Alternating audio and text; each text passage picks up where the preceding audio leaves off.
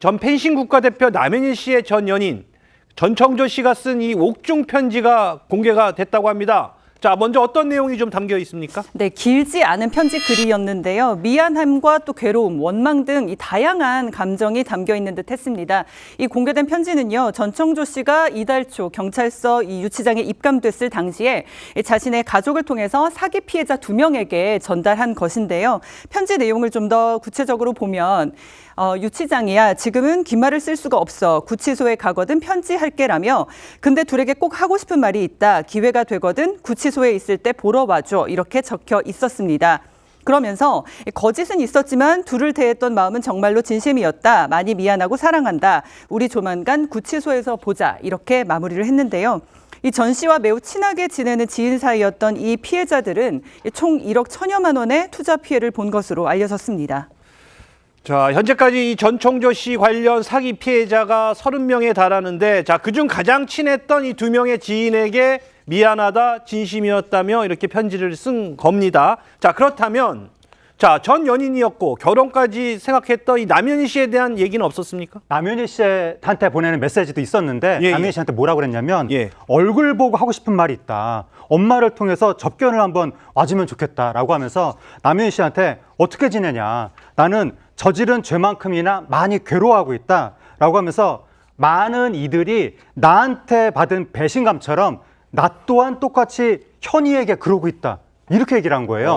그러니까 남윤희 씨한테 자기는 배신감을 느꼈다고 지금 이야기를 한 것 같고, 그러면서 나 이번에는 정말 정신 차리고 피해자들만 생각하고 노력하겠다. 빠른 시일 내로 접견하러 와달라. 정말 미안하다. 이렇게 얘기를 했는데 마지막에 조조라고 썼습니다. 조조. 이 조조가 전청조가 남현희 씨를 속이면서 접근하고 연애할 당시에 썼던 자기 애칭이거든요. 그걸 그대로 쓴 거예요. 그러니까 정말 뻔뻔하다는 생각이 듭니다. 자, 이거 이 짧은 편지 한 장에서 뭐 배신감, 미안함, 뭐 다양한 감정들이 지금 드러나고 있는데, 자, 전 씨는 이 편지를 어떤 마음으로 썼을까요? 사실 전청조 씨가 지금까지 엄청나게 많은 사람에게 사기 피해를 줬죠. 근데 지금 저기에서 특정 2명에게 미안하다는 감정을 표하기 위해 저 편지를 썼다고 보이진 않습니다. 실질적인 마음이. 근데 저기서 이제 주목해서 볼 만한 것은 결국 남현희 씨와 관련된 부분인데, 남현희 씨가 현재 전청조의 사기 행각 중에 총 5건, 그러니까 피해액 한 10억 원 정도가 공범인지 여부가 지금 의심을 받고 있는 그런 상황입니다. 이 편지를 그냥 한 줄로 줄이면 남현희도 공범이다는 뜻입니다. 전청조의 편지의 그 내용을 그냥 한 줄로 줄인다면 그 남현희에게 배신감이 느낀다는 거는 결국 본인이 어쨌건 뭐 사기를 공모를 했건 안 했건 간에 거기서 받은 수익으로 남현희 씨 고가 차 사줬죠. 그다음에 뭐 여러 가지 선물 줬죠. 가족들에게 계속 뭐 돈도 지급했다는 내용들이 계속 많이 나오지 않았습니까? 이제 그러니까 사실상 공범관계였는데 나만 이렇게 된 게 너무 화가 난다는 취지인 것 같다는 생각도 좀 들고요. 그래서 일단은 남현희 씨가 뭐 고가의 그 수입 차량과 여러 가지 선물들을 이미 제출하기도 했었는데, 이미 제출했다고 무조건 경찰에서 이걸 몰수할 수 없습니다. 근데 일단은 피의자 상황이기 때문에 그 사이에 남현희 씨가 혹여라도 유죄 판결을 받게 되면 그 과정에서 이 물건들 다 처분해버릴 수 있잖아요. 그래서 일단은 몰수 보존 처분, 그러니까 민사로 따지면 처분을 못하게 하는 가압류나 가처분 같은 걸 해놓은 겁니다. 그래서 혹여 이제 남현희 씨가 기소가 된다면 나중에 유죄 판결을 받고 난 후에 공매 처리된 뒤에 이제 피해자들에게 피해액으로 지급이 됩니다. 알겠습니다. 이 사실 많은 분들이 의문을 갖는 부분이 있습니다. 이 대체 전청조 씨는 뭐가 그리 당당해서 왜 스스로 얼굴을 공개했냐는 건데요. 자, 처음에 이 남현희 씨는 인터뷰 요청이 온 것조차 몰랐다고 주장하고 있습니다. 직접 들어보시죠. 저한테 전화도 하셨고 문자로 요청을 주셨더라고요. 근데 이제 전청조가 그거를 다 삭제를 해버려서 모르고 있었고, 근데 그걸 어떻게 알았냐면 인터뷰랑 사진 촬영이랑 같이 하는 날이었어요. 갔는데 그 기자분이 저한테 남현희 선수 연락을 했는데 연락을 받지를 않아요. 막 이렇게 얘기했어요. 그래서 저는 이게 무슨 소린가 싶었어요. 네. 자, 인터뷰 요청한 문자를 전 씨가 몰래 삭제를 해버렸다는 건데, 자, 대체 이걸 왜 숨긴 겁니까? 그게 좀 의문입니다. 일단 자신의 정체가 드러날까 봐 두려워서 처음엔 인터뷰를 안 하려고 하다가 마음이 바뀐 것인지 뭔지, 그렇다면 이 인터뷰를 도대체 누가 원해서 하게 된 것인지 이런 부분이 좀 의문으로 남는데요.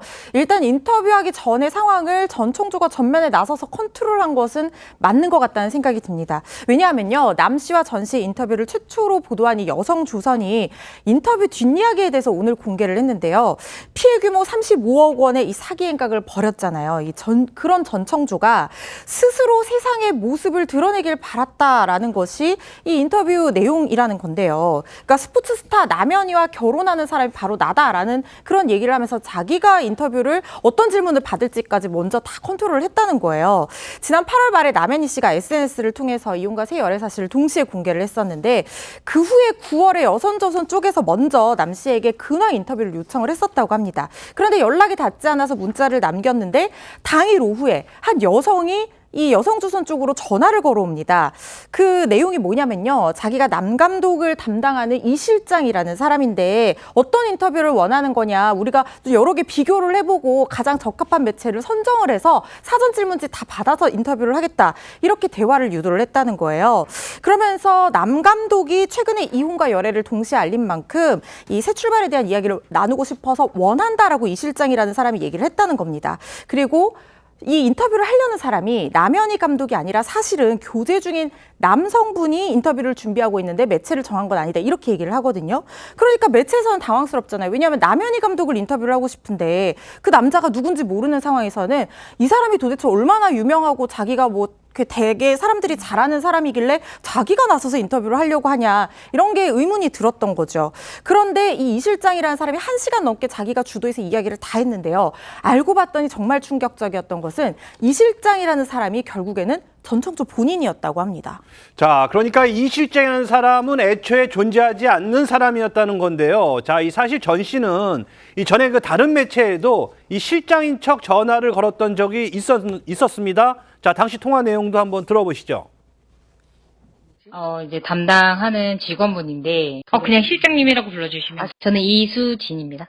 우선적으로 인터뷰를 만약에 원하신다라고 하시면, 네, 저희한테 명확하게 좀 무언가를 말씀해 주시면 제가 보고를 올리도록 해보겠습니다.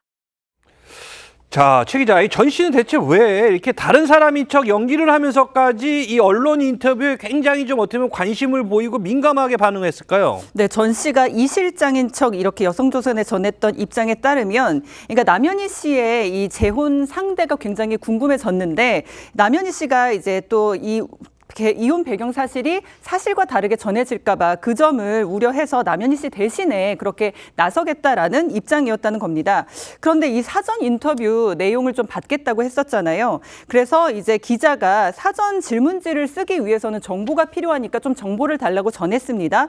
그러자 자문자답이 담긴 메일 한 통을 이 전청조 씨가 보내왔는데요. 내용을 살펴보면 자신은 모 그룹 회장님의 장남이라고 소개를 하면서 그러면서 자신은 태어나서부터 지금까지 긴 시간 동안 뉴욕에서 살아왔기 때문에 세간에 잘 알려지지 않았다고 밝혔습니다. 그러면서 올해 7월 집안 경영의 보탬이 되고자 입국을 하게 됐다고 전했고 경영권 승계에 대해서 욕심은 없지만 기회가 주어진다면 실망시키지 않을 자신이 있다는 말까지 했습니다. 야, 그런데 사실 이 내용들이 나중에 알고 봤더니 전부 거짓말이었잖아요. 그러니까 이제 기자도 뭔가 의심은 들었다는 거예요. 자기가 재벌가에 숨겨진 인물이라고 하면서 기자한테 저는 재벌 3세입니다. 이상하잖아요. 그러니까요. 그리고 또 뭐 물어보지도 않았는데 경영권 승계에 대해서 욕심은 없지만 기회가 주어진다면 실망시키지 않을 자신이 있습니다. 이거 너무 유치하잖아요, 표현도. 그리고 거기다가 또 뭐 이런 진짜 재벌 3세라면 이런 걸 전담하는 비서라든가 뭐 대외 홍보팀이 있지 않겠습니까? 근데 기자가 메일을 받았는데 기본적인 맞춤법이 틀린 부분이 있더라. 문장이 앞뒤가 안 맞는 부분이 있더라. 뉴욕에서 오래 살았다고 하니까 I am 신뢰 뭐 이런. 아니 근데 그 재벌 3세가 I am 신뢰하고 있어도 밑에 있는 뭐 홍보팀이나 뭐 이런 전문가들이 다 봐주지 않겠습니까? 근데 문장이 너무 유치했다는 거죠. 의심이 들긴 들었는데 다만 당사자가 직접 나서니까 본인이 막 남현희 씨랑 동반 인터뷰 한다고 하고 인터뷰 사진 촬영할 때도 너무 스스럼 없이 나서고 촬영한 거 보내주니까 결과물이 마음에 든다면서 또 치하하는 메일도 보내고 막 이랬다는 거예요.